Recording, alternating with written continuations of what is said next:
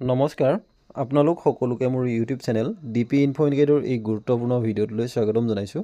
Sir বাইদেউসকল, অসমৰ মাননীয় শিক্ষামন্ত্ৰী মহোদয়ে সদৰি কৰা এটা অত্যন্ত গুৰুত্বপূৰ্ণ ইনফৰমেশ্যন এই ভিডিঅ'টোৰ জৰিয়তে শ্বেয়াৰ কৰিব খুজিছোঁ। আশা কৰিছোঁ আপোনালোকে ভিডিঅ'টো শেষলৈকে চাই ইনফৰমেশ্যনখিনি ভালদৰে জানি ল'ব।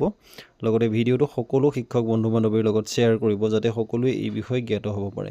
তেনেহ'লে আহকচোন ভিডিঅ'টোৰ মূল কথাখিনিলৈ আগবাঢ়োঁ। ছাৰ বাইদেউসকল, এইটো হৈছে অসমৰ মাননীয় শিক্ষামন্ত্ৰী মহোদয়ে তেখেতৰ ফেচবুক পেজৰ জৰিয়তে শ্বেয়াৰ কৰা এটা অত্যন্ত গুৰুত্বপূৰ্ণ ইনফৰমেশ্যন।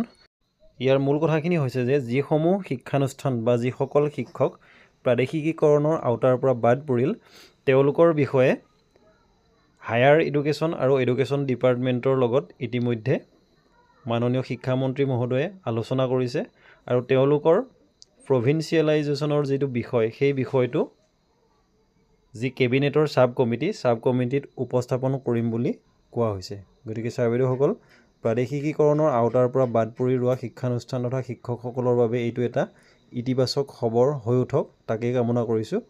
ধন্যবাদ।